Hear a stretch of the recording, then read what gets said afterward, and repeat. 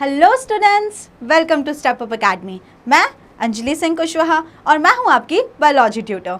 आज हम स्टार्ट करने वाले हैं क्लास 12 के चैप्टर 1 जिसका नाम क्या है, sexual reproduction in flowering plants के पार्ट 3 को, जो होगा pre fertilisation, structure and events में पॉलिनेशन।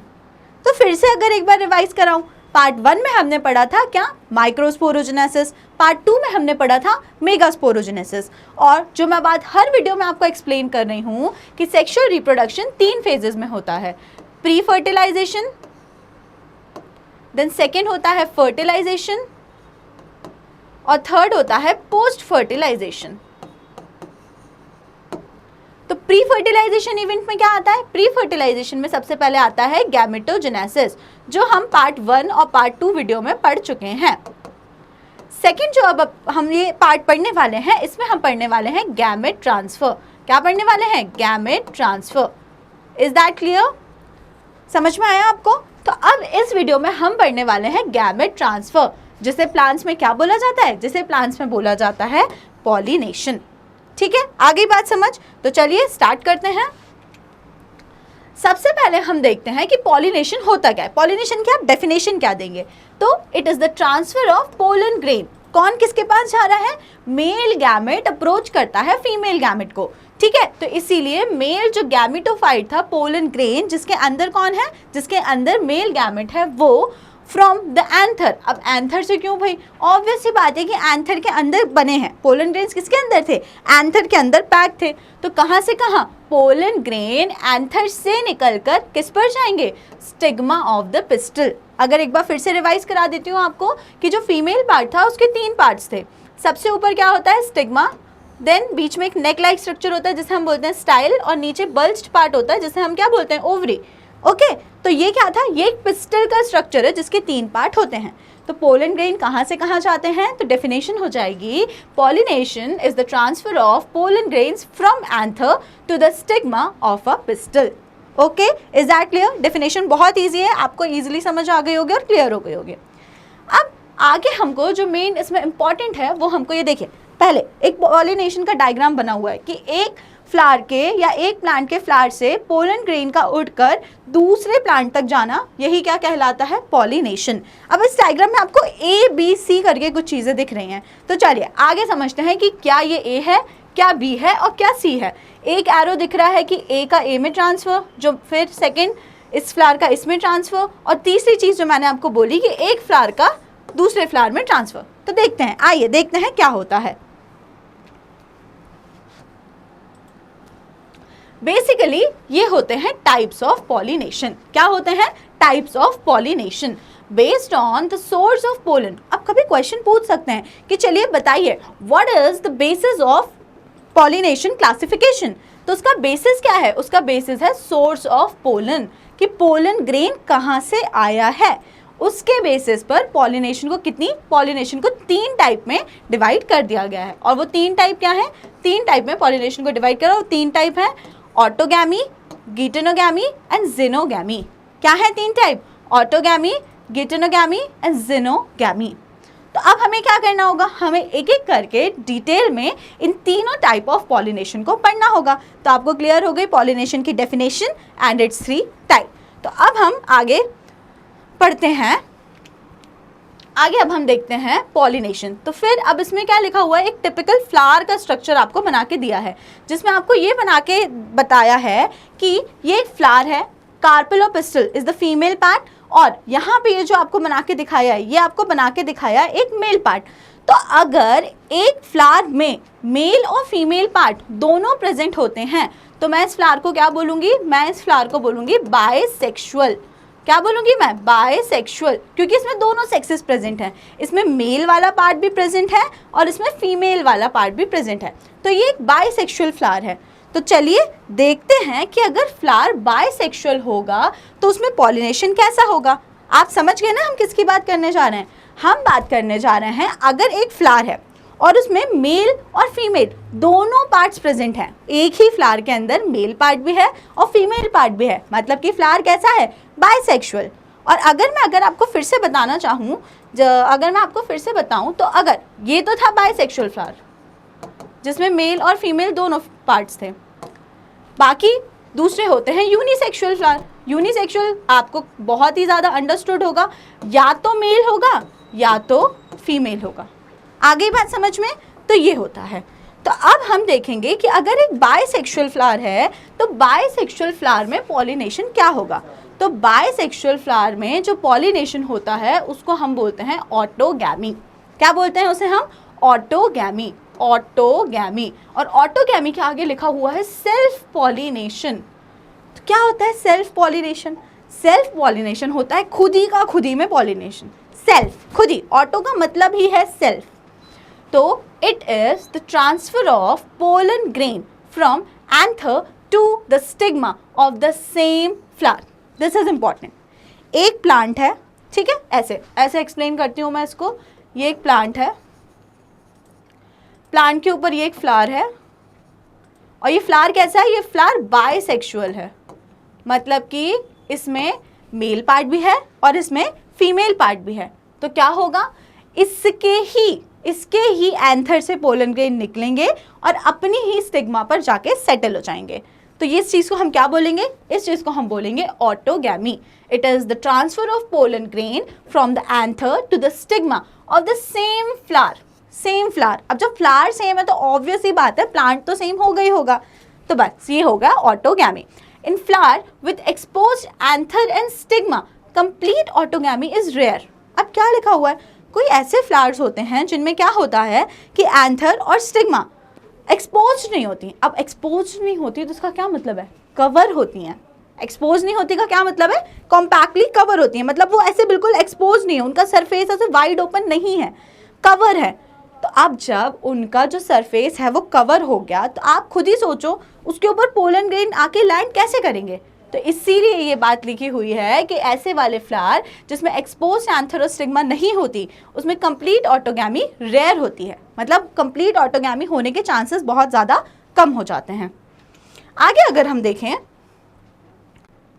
अब अगर ऐसे फ्लावर हैं जिनमें सब कुछ क्लोज है, एक्सपोज नहीं है, तब उसमें ऑटोगैमी कैसे होगी? उसमें हमें चाहिए होगा सिंक्रोनाइजेशन बिटवीन किसके बीच बीच में? पहला तो पोलन रिलीज और दूसरा स्टिग्मा रिसेप्टिविटी। अब हम इससे क्या समझे? क्या होता है पोलन रिलीज, क्या होता है स्टिग्मा रिसेप्टिविटी? तो देखिए, पोलन निकलते हैं और स्टिग्मा उनको रिसीव करती है, स्टिग्मा उनका वेलकम करती है कि हाँ हाँ आ जाओ।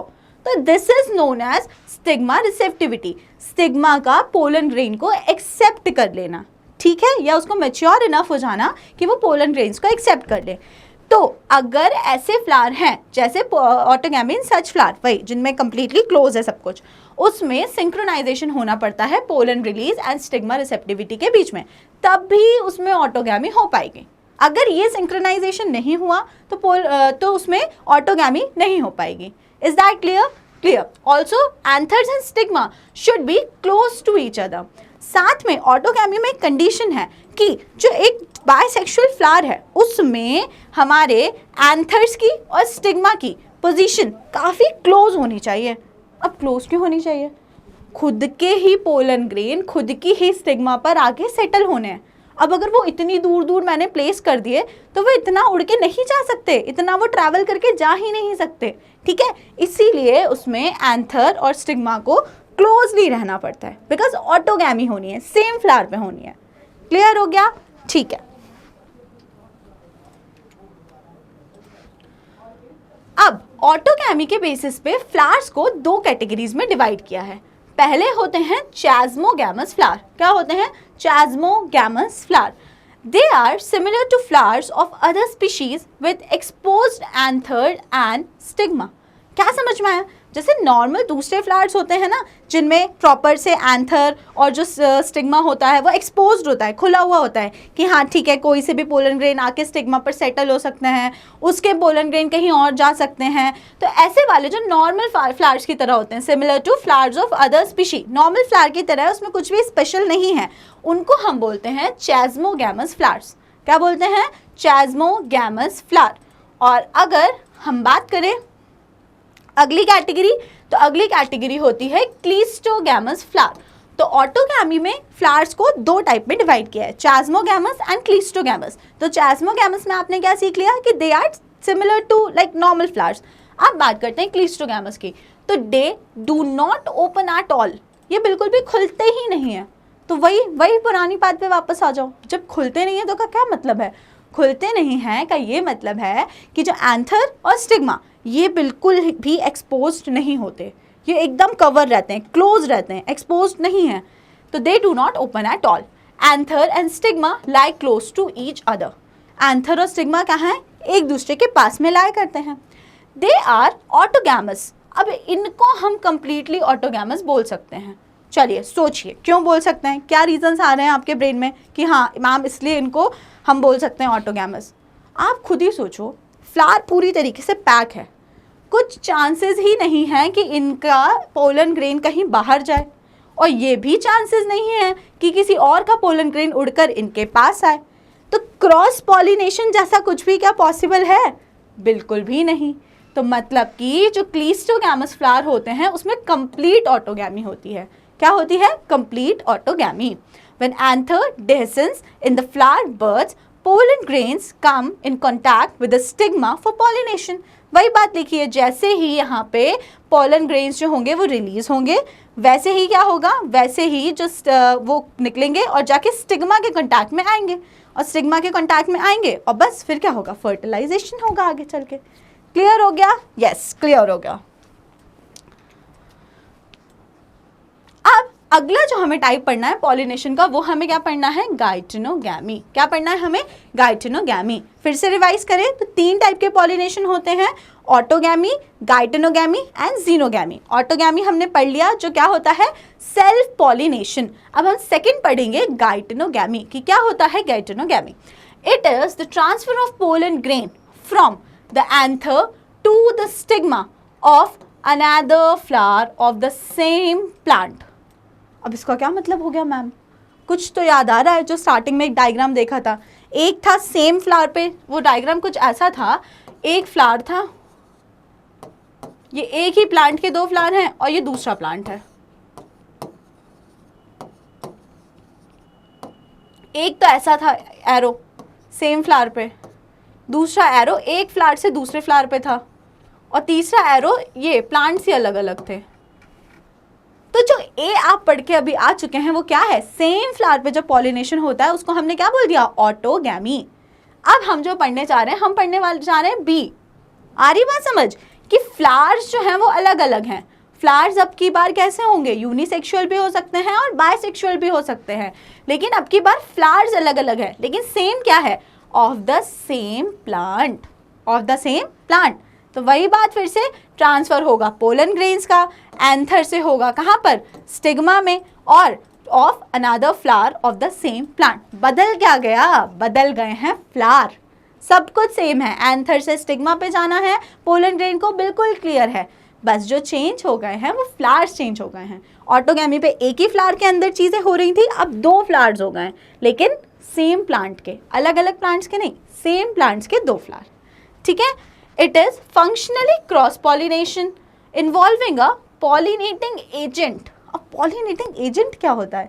pollinating, आप जाते होंगे कभी कहीं ट्रैवल करने, जो आपका टिकट वगैरह करता है उसे आप क्या बोलते हैं? ट्रैवल एजेंट, क्योंकि वो आपके टिकट्स करा, आपको ट्रैवलिंग करा रहा है, आप ट्रैवल कर पाएंगे जब वो आपके टिकट्स बुक कर देगा। तो वैसे ही पॉलिनेटिंग एजेंट कौन हो गया? जो पॉलिनेशन करवाएगा वो पॉलिनेटिंग एजेंट हो गया। ठीक है। तो अब अगर हम बात करते हैं गाइटेनोगैमी की, तो जो क्रॉस अगर इसको फंक्शनली बोले तो फंक्शनली ये क्रॉस पॉलिनेशन है, क्योंकि पोलन ग्रेन को निकल कर एक फ्लावर से, ए वाले फ्लावर से बी वाले फ्लावर तक जाना है। अब पोलन ग्रेन अपने आप नहीं जा पाएंगे, उसको कोई पॉलिनेटिंग एजेंट लगेगा, जो आगे हम पढ़ेंगे, या तो विंड होगी, या तो वाटर होगा, या तो कोई इंसेक्ट होगा। ठीक है, आ रही बात? मतलब बेसिकली कोई एनिमल होगा, तो उसको पॉलिनेटिंग एजेंट की रिक्वायरमेंट होगी। तो इसीलिए फंक्शनली तो ये हो गया क्रॉस पॉलिनेशन। जैसे हमने ऑटोगैमी को पढ़ा था सेल्फ पॉलिनेशन, लेकिन गाइटेनोगैमी फंक्शनली होता है क्रॉस पॉलिनेशन। बट, अब एक बट लगा दिया बीच में, it is genetically similar to autogamy. अब उन्होंने बोल दिया जेनेटिकली देखा जाए तो ऑटोगैमी के सिमिलर ही है, since the pollen grain come from the same plant. अब ये क्या बात हुई, आप तो बोल रहे हैं कि ये क्रॉस पॉलिनेशन भी है और ये सेल्फ पॉलिनेशन भी है, ऐसे दोनों बातें आप कैसे कर सकते हैं? तो दोनों बातें ऐसे कर सकते हैं कि देखिए प्लांट तो सेम ही है ना, प्लांट क्या चेंज हुआ? नहीं हुआ, तो क्या जीन्स चेंज होने के कोई चांसेस हैं? कोई भी चांसेस नहीं है। तो इसीलिए इसको जेनेटिकली हम क्या बोलेंगे? Self pollination. जेनेटिकली ये होता है ऑटोगैमी, क्योंकि कोई भी जीन्स चेंज नहीं हुई। जैसे ऑटोगैमी में सेम फ्लावर में सब कुछ हो जा रहा था, इसमें फ्लावर अलग अलग है लेकिन प्लांट तो सेम ही है ना, तो जेनेटिक लेवल पे कोई भी चेंज नहीं आएगा। इसीलिए क्या हो गया, ये जेनेटिकली हो जाता है सेल्फ पॉलिनेशन और फंक्शनली क्या हो जाता है? Cross pollination. क्रॉस पॉलिनेशन होने का कारण सिर्फ और सिर्फ पॉलिनेटिंग एजेंट का इन्वॉल्व होना, और कोई भी दूसरा कारण नहीं है। ये आपको समझ आया होगा। आगे ये देखो, फिर से वही वाला डायग्राम आ गया। ये क्या हो रहा है? देखो ये ए सेल्फ पॉलिनेशन वाला ऑटोगैमी और ये बी ये हो रही है गिटिनोगैमी। ठीक है, आ रही है बात समझ? ये फ्लावर दोनों फ्लावर अलग अलग हैं लेकिन प्लांट सेम है। अब जो ये सी एरो था जिसको मैं इतनी देर से सी बोल रही हूँ, तो अब हम देखते हैं कि ये सी वाला एरो क्या होता है। तो सी वाला एरो होता है जेनोगैमी। क्या होता है? जेनोगैमी। अब जेनोगैमी क्या होता है? It is the transfer of pollen grain from anther to the stigma. यहाँ तक तो सब में यही बात चल रही है, लेकिन अब क्या हो गया? Of a different plant. अब प्लांट ही बदल गया, प्लांट ही चेंज हो गया। अब एक प्लांट में नहीं हो रहा है, पहले एक फूल था, फिर दो फूल थे और अब दो अलग अलग प्लांट हो चुके हैं। सी की बात चल रही है यहाँ पे, ठीक है, ए बी एंड सी। तो आप इसमें देख पा रहे हैं कि जो पोलन ग्रेन है वो एक प्लांट के फ्लावर से निकलेंगे और दूसरे प्लांट के फ्लावर तक जाएंगे। तो इससे एक और बात समझ में आ रही होगी, जो जेनोगैमी है वो किस में होगा? वो जनरली यूनिसेक्सुअल फ्लावर्स में होगा। किस में होगा? यूनिसेक्सुअल फ्लावर में। It brings genetically different pollen grain to the stigma. और इसके कारण क्या होगा? अब देखो, अब प्लांट जब अलग अलग हो गया तो कोई भी स्टिग्मा पर कोई सा भी पोलन ग्रेन आकर लैंड कर सकता है। तो इसीलिए इसमें ये बात लिखी गई है कि अब जेनेटिकली कुछ भी कॉम्बिनेशन नया क्रिएट हो सकता है, क्योंकि प्लांट ही बेटा हो गया डिफरेंट। ठीक है, आ गई बात समझ? तो ये हो गई जीनोगैमी। अब आप इसको फंक्शनली भी जेनेटिकली भी सब कुछ ही क्या बोलेंगे आप? इसको क्रॉस पॉलिनेशन। इसको इन एनी वे इसको कभी भी आप सेल्फ पॉलिनेशन बोल ही नहीं सकते। तो हमने यहाँ पे पढ़ा जेनोगैमी। आया होगा आपको ये समझ। अब आगे जो हमने जेनोगैमी पढ़ा और साथ में गिटिनोगैमी पढ़ा, उसमें हमको एक चीज़ की ज़रूरत पड़ी जिसे हम बोलते हैं पॉलिनेटिंग एजेंट। क्या बोलते हैं? Pollinating agent. अभी मैंने फिर से वही एग्जाम्पल दिया था, जो आपको ट्रैवल करवाता है वो ट्रैवलिंग एजेंट होता है। तो पॉलिनेटिंग एजेंट कौन हो गया? जो पॉलिनेशन करवाता है। ठीक है, आ गई बात समझ? तो ये होता है पॉलिनेटिंग एजेंट। तो पॉलिनेटिंग एजेंट्स के दो क्लासिफिकेशन होते हैं। पहले होते हैं एबायोटिक एजेंट्स और दूसरे होते हैं बायोटिक एजेंट्स। एबायोटिक एजेंट्स मतलब एबायोटिक मतलब कि नॉन लिविंग और बायोटिक मीन्स लिविंग। तो एबायोटिक एजेंट्स में पहला होता है विंड और दूसरा होता है वाटर। ठीक है, तो एबायोटिक एजेंट्स में दो क्या होते हैं? या तो विंड के थ्रू पोलन ग्रेन्स का ट्रांसफर होगा या तो वाटर के थ्रू पोलन ग्रेन्स का ट्रांसफर होगा। बेसिकली आपको पॉलिनेटिंग में ये समझना है, कोई भी ऐसी चीज़ जो पोलन ग्रेन्स का ट्रांसफर कर दे वो क्या कहलाते हैं? Pollinating agent. और बायोटिक एजेंट्स में कौन आ जाते हैं? एनिमल्स। कौन आ जाते हैं? एनिमल्स। अब एनिमल्स में बर्ड भी हो सकता है, bat, primate agents, arboreal, rodents, reptiles etcetera, कुछ भी हो सकते हैं। तो बायोटिक एजेंट्स में मेनली कौन रहेंगे? एनिमल्स। तो ठीक है, दो क्लासिफिकेशन समझ आ गए हमको किसके? पॉलिनेटिंग एजेंट्स के। पहला एबायोटिक एजेंट्स में विंड एंड वाटर और दूसरा बायोटिक एजेंट्स में एनिमल्स। अब वो कोई से भी एनिमल्स हो सकते हैं, मेनली इंसेक्ट होते हैं। अब हम सबसे पहले देखते हैं एबायोटिक एजेंट्स में विंड। अब देखते हैं अगर विंड से किसी चीज़ का पॉलिनेशन हो रहा है तो उसमें क्या होगा। Pollination by wind is called anemophily. तो सबसे पहले तो यही हो गया एक important term.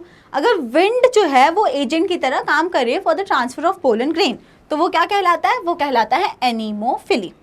More common abiotic agent. अब ये बात क्यों लिखी हुई है? आपने दो एबायोटिक एजेंट्स पढ़े, पहला आपने पढ़ा विंड और दूसरा आपने पढ़ा वाटर, बट दोनों में से मोर कॉमन कौन होता है? मोर कॉमन होता है उसमें से wind, water is less common.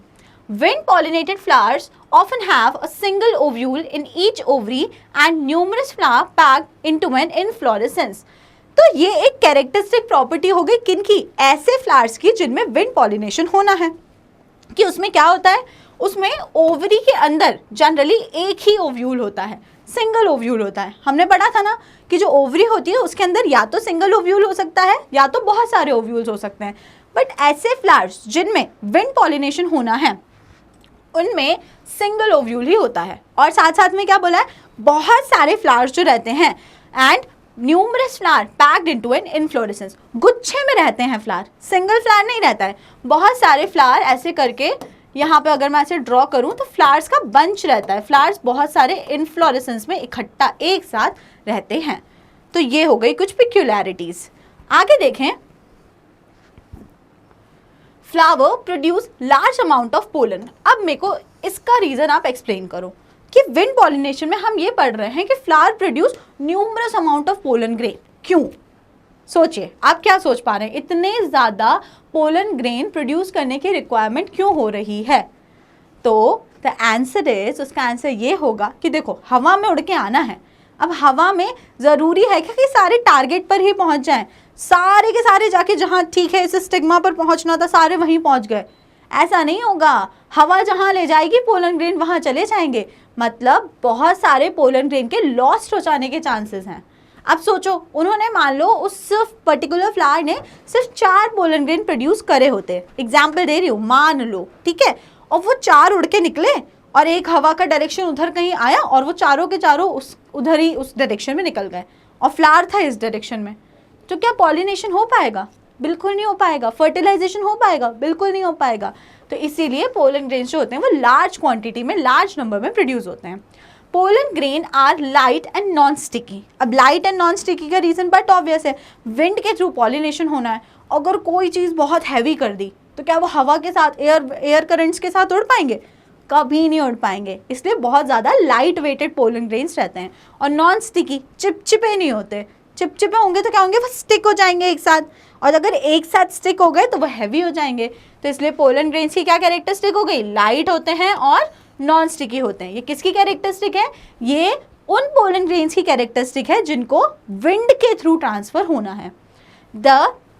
They often possess well exposed stamen for easy dispersal of pollen into wind current। अब उन्होंने एक बात और बोल दी, स्टेमिन क्या होता था? स्टेमिन होता था मेल पार्ट, एंथर और फिलामेंट से मिलकर बनता है स्टेमिन। तो स्टेमिन की क्या कैरेक्टरिस्टिक होती है? स्टेमिन जो होती हैं वो वेल एक्सपोज्ड होती हैं। क्या होती हैं? Well exposed. अब वेल एक्सपोज्ड का क्या मतलब है? ताकि इजीली पोलन ग्रेन्स निकलकर हवा में जा पाए, इसलिए स्टेमिन कैसी होती है? Well exposed. Large feathery stigma. अब अगर स्टिग्मा की बात करें तो उसकी कैरेक्टरिस्टिक क्या हो गई? उसकी कैरेक्टरिस्टिक होती है कि वो होती है लार्ज और फेदरी। अब क्यों है ये लार्ज और फेदरी? स्टिग्मा थोड़ी बड़ी साइज की होगी, इसलिए होगी because it is a platform, उस पर आके पोलन ग्रेन लैंड करने वाले हैं। अब हवा में उड़ रहे हैं और वो छोटी सी हुई, छोटी सी स्टिग्मा हुई, इन केस प्लेटफॉर्म छोटा सा हुआ तो उस पर आके वो रेस्ट ही नहीं कर पाएंगे, ठीक है, इसलिए इसको होना पड़ता है थोड़ा सा ब्रॉड। और साथ में फेदरी क्यों लिखा हुआ है? फेदरी, फेदर लाइक इसलिए टू ट्रैप पोलन ग्रेन। अगर उनको नहीं पकड़ा तो पोलन ग्रेन लाइट हैं और कैसे हैं? नॉन स्टिकी हैं, वो फिर से उड़ जाएंगे, वो फिर से उड़ के निकल जाएंगे। इसीलिए कैसी है स्टिग्मा? फेदरी है, लार्ज और फेदरी है stigma to trap air borne pollen grains. जो हवा में पोलन ग्रेन्स उड़ रहे हैं उनको पकड़ने के लिए ये कैसी है? लार्ज है और फेदरी है। तो आपने क्या पढ़ा? विंड पॉलिनेशन में पोलन ग्रेन कैसे होंगे? पोलन ग्रेन होंगे light and non sticky. Stamen कैसी होती है? Well exposed. और स्टिग्मा कैसी होती है? Large and feathery. ठीक है,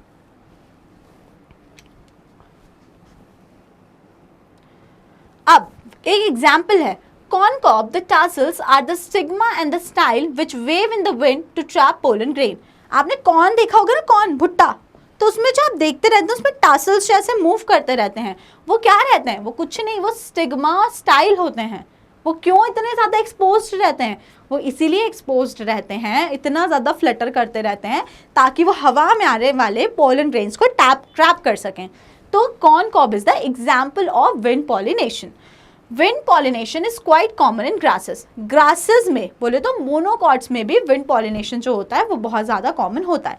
तो ये दो एग्जाम्पल्स हैं जो आपको wind as a pollinating agent में आपको याद रखने हैं।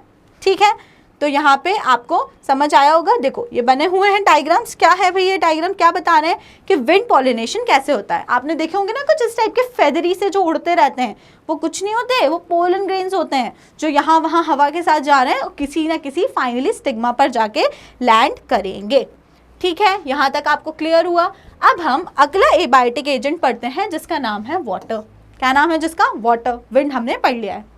Pollination by water is called hydrophily. क्या बोलते हैं इसको? Hydrophily. Hydro is always related to water. तो अगर एबायोटिक एजेंट वाटर है तो उसको हम बोलते हैं hydrophily. It is quite rare. बताया था ना अभी। कॉमन कौन सा होता है? कॉमन होता है एयर के थ्रू, विंड के थ्रू। जो वाटर वाला है वो थोड़ा सा रेयर है। It is limited to about 30 genera, mostly monocotyledons. तो बहुत ही कम जो प्लांट्स होते हैं उनमें वाटर को एज अ पॉलिनेटिंग यूज करते हुए देखा गया है, बहुत ही कम। Example vallisneria, hydrilla, fresh water and zostera, marine sea grasses etcetera. तो ये वो एग्जाम्पल्स हैं जिनमें हमको वाटर के थ्रू पॉलिनेशन होते हुए देखा गया है। क्या क्या? वेलिसिनेरिया, हाइड्रिला एंड जोस्टेरा। क्लियर? ठीक है। But in lower plants, water is a regular mode of transport for the male gamete. Distribution of some bryophytes and pteridophytes is limited because they need water for the transport of male gamete and fertilization. अभी हम जो पढ़ रहे हैं, हम पढ़ रहे हैं angiosperms, everything about angiosperm, flowering plants.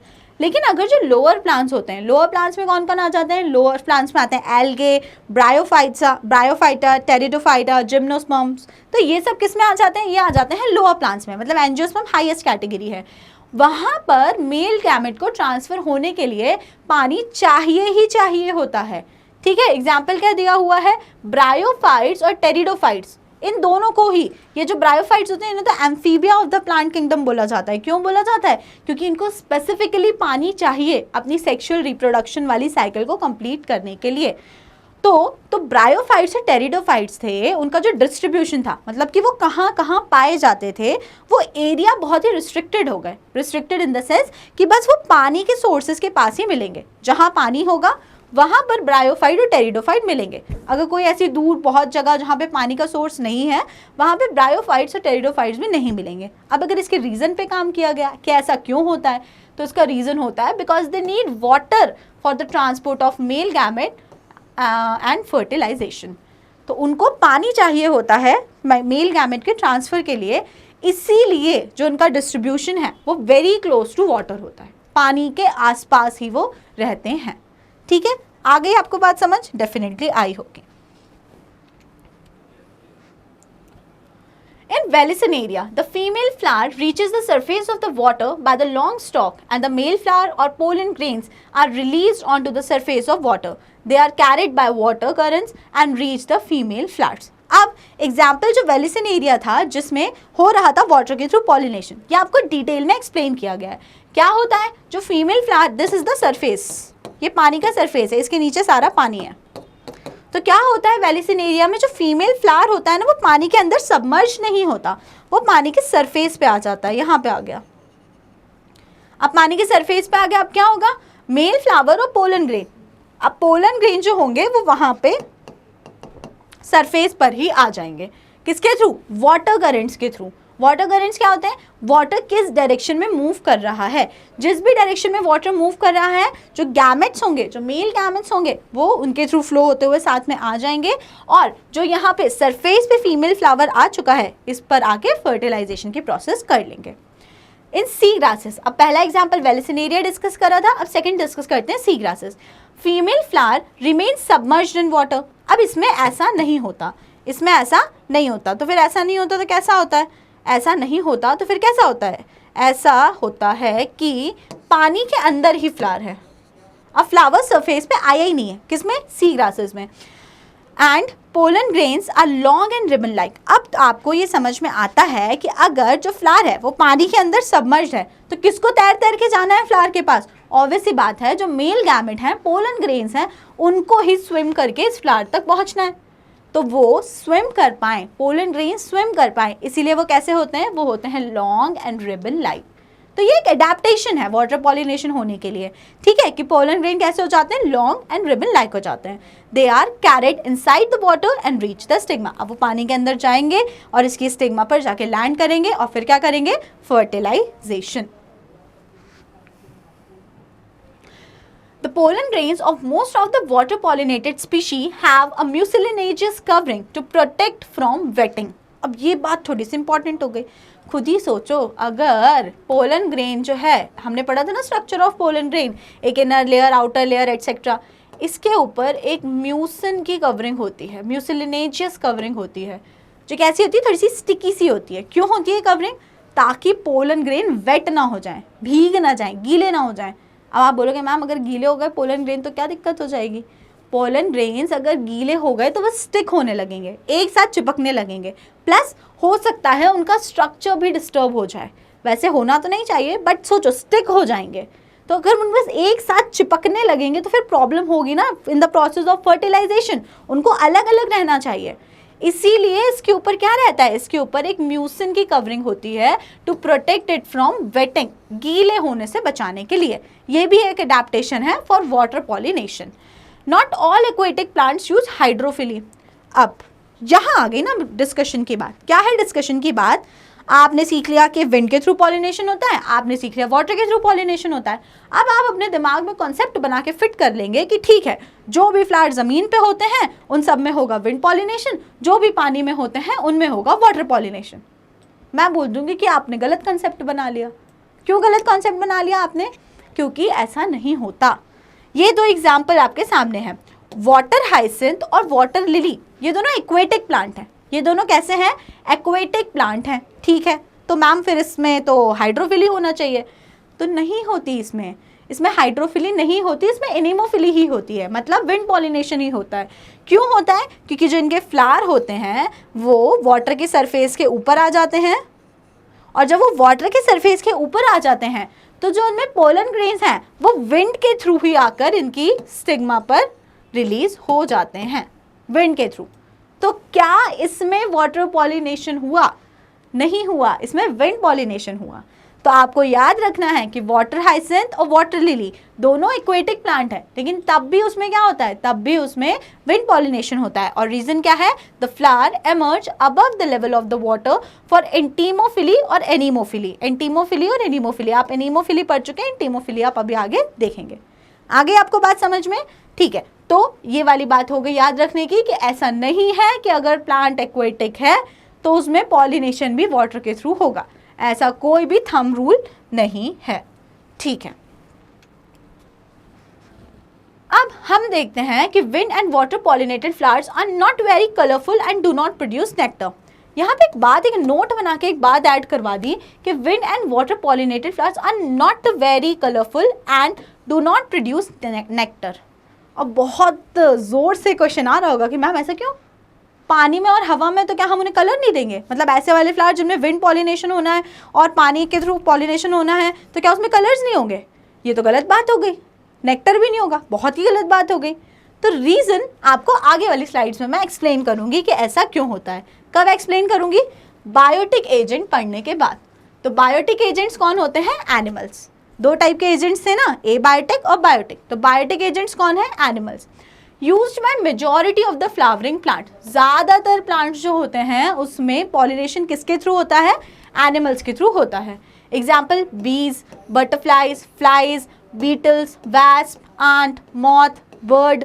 उसमें भी एग्जाम्पल्स हैं बहुत सारे, sunbirds and humming birds, bats, primates, उसमें arboreal, tree dwelling, rodents, reptiles, gecko lizards, garden lizards etcetera. ये सब इतने सारे एग्जाम्पल्स हैं एनिमल्स के जो पॉलिनेशन करवा सकते हैं। तो डेफिनेशन क्या हो गई? अगर मैं पूछूं इनकी, तो transfer of pollen grain from anther to stigma by insects या बाय एनिमल्स, इसको हम क्या बोलेंगे? एनिमल पॉलिनेशन या बायोटिक एजेंट का एग्जाम्पल हो गया। अच्छा, वो एक जो मैंने अभी आपको बात एक्सप्लेन नहीं करी थी वो मैं आपको अब एक्सप्लेन करूंगी। पॉलिनेशन बाय इंसेक्ट्स जिसे हम बोलते हैं entomophily, particularly bees is more common. Bees generally बहुत इसमें फ्रीक्वेंट होता है। Often flowers of animal pollinated flowers are specially adapted for a particular species of animal. तो क्या लिखा है कि जनरली एक प्लांट जो होता है पर्टिकुलर, वो एक ही स्पेसिफिक इंसेक्ट या एनिमल के लिए अडेप्ट होता है कि पर्टिकुलर प्लांट पर्टिकुलर इंसेक्ट उसमें पॉलिनेशन करेगा। तो ये एक थोड़ी सी बात आपको याद रखना है। रीजन मैम अभी तक आपने नहीं बताया, तो अब वो रीजन आपके सामने आ चुका है। इंसेक्ट्स जो थे वो लिविंग हैं, ठीक है। विंड और उसके बाद वाटर नॉन लिविंग एजेंट्स थे, तो उनको अट्रैक्ट करने की ज़रूरत नहीं है, अट्रैक्शन की ज़रूरत पड़ती है इंसेक्ट्स को, ठीक है। तो large, colourful, fragrant and rich in nectar ऐसे वाले फ्लावर प्रोड्यूस होते हैं किसमें? एनिमल्स के थ्रू पॉलिनेशन जिनमें होना है उसमें। विंड और वाटर वाले पॉलिनेशन में आपको किसी को अट्रैक्ट नहीं करना है। विंड और वाटर एबायोटिक एजेंट्स हैं, इसीलिए उसके फ्लावर्स कैसे थे? बिना नेक्टर के थे और कोई भी उसमें कलर्स नहीं थे। तो जो आप बहुत अट्रैक्टिव सुंदर से फ्लावर्स देखते हैं कलरफुल, वो क्यों होते हैं? वो इसलिए नहीं होते कि आप तोड़ लें उनको, ठीक है, इसलिए नहीं होते आप तोड़ के किसी को दे दें। वो इसके लिए होते हैं प्लांट्स में ताकि उनको देख के इंसेक्ट अट्रैक्ट हों, एनिमल्स अट्रैक्ट हों, और जब एनिमल्स उन पर अट्रैक्ट होंगे तो क्या होगा? पॉलिनेशन होगा। कैसे होगा पॉलिनेशन? देखते हैं। Small flowers form inflorescence to make them visible. तो एनिमल्स के थ्रू पॉलिनेशन होने के लिए क्या क्या अडेप्टेशंस हो गई? अडेप्टेशंस हो गई। सबसे पहले फ्लावर्स जो होंगे वो लार्ज एंड कलरफुल होंगे, उसमें फ्रेगनेंस होगा बहुत ही अच्छा सा, एंड रिच इन नेक्टर, उसमें नेक्टर होगा। नेक्टर ड्रिंक करते हैं ना, सक करते हैं ना एनिमल्स, ठीक है, उसमें नेक्टर होगा। और बहुत सारे अगर छोटे छोटे फ्लावर हैं तो वो एक साथ बंच में आ जाएंगे ताकि वो विजिबल हो, एनिमल को विजिबल हो कि हाँ ये देखो सुंदर सा फ्लावर हूँ मैं, ठीक है। आगे बात समझ। तो आपको यहाँ से ये रीज़न भी क्लियर हो गया होगा कि क्यों विंड और वाटर में के थ्रू जो पॉलिनेशन होता है उसमें फ्लावर बहुत ज़्यादा कलरफुल और नेक्टर वाले क्यों नहीं होते। The flower pollinated by flies and beetles secrete foul odors to attract these animals. अब फ्लाइज और बीटल्स के थ्रू होना है, एनिमल्स में भी किनके थ्रू? फ्लाइज और बीटल्स के थ्रू होना है।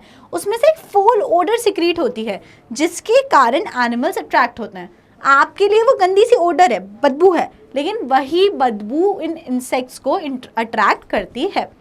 The pollen grains are generally sticky. अब पोलन ग्रेन्स यहाँ पे होते हैं स्टिकी। एयर वाले पॉलिनेशन में आपने पढ़ा था पोलन ग्रेन्स होते हैं नॉन स्टिकी, क्योंकि वहाँ पोलन ग्रेन्स को चिपकना नहीं था। अब यहाँ पे पोलन ग्रेन्स स्टिकी क्यों है? किससे चिपकना है? यहाँ पे पोलन ग्रेन्स इसीलिए स्टिकी हैं ताकि जैसे ही इंसेक्ट आके बैठे, क्यों बैठेगा इंसेक्ट? नेक्टर लेने आया है, वो नेक्टर के लिए सक करने के लिए आएगा, वैसे ही इंसेक्ट की बॉडी पे क्या चिपक जाएंगे? पोलन ग्रेन्स चिपक जाएंगे। क्यों चिपक गए? क्योंकि पोलन ग्रेन्स स्टिकी थे। अब वही इंसेक्ट उड़ के किसी और फ्लावर पे गया, क्यों गया? वही सेम रीज़न, नेक्टर लेने। तब जब वो दूसरे फ्लावर पे गया तो वहाँ पर वो पोलन ग्रेन उसकी बॉडी से शेड हो जाएंगे, तो इस तरीके से पोलन ग्रेन्स का ट्रांसफ़र हो जाएगा। तो ये हमने पढ़ा एनिमल्स के through pollination. When the animal comes in contact with the anthers and the stigma, its body gets pollen grain. तो उसकी बॉडी के ऊपर किसकी? पोलन ग्रेन की कोटिंग आ जाती है। When it comes in contact with the stigma, it releases the pollen. It releases the pollen. ठीक है, तो वो पोलन ग्रेन को क्या करता है? रिलीज कर देता है जैसे ही वो कंटैक्ट में आएगा किसके? स्टिग्मा। अब अगर इंसेक्ट ने, एनिमल्स ने इतना इंपॉर्टेंट काम करके दिया है किसको? प्लांट को या फ्लावर को, तो फ्लावर को भी तो इसे इंटर्न कुछ रिटर्न गिफ्ट देना होगा ना। तो रिटर्न गिफ्ट क्या होते हैं? रिटर्न गिफ्ट में कई सारी वेराइटी है। Some plants provide safe place as floral rewards to lay eggs. क्या होता है? Floral rewards. जो प्लांट्स उन्हें गिफ्ट करते हैं, किसे? इंसेक्ट्स को गिफ्ट करते हैं, उनको हम बोलते हैं फ्लोरल रिवॉर्ड्स। Floral reward. और फ्लोरल रिवॉर्ड क्या होते हैं? फ्लोरल रिवॉर्ड हो सकते हैं, सबसे पहला होता है नेक्टर, सेकेंड होता है पोलन ग्रेन्स, नेक्टर, पोलन, और थर्ड जो होता है वो हो सकता है स्पेस। स्पेस क्यों? Space to lay eggs. तो some plants provide safe places as floral rewards to lay egg. इसका एग्जाम्पल होता है fig and wasp. Fig and wasp.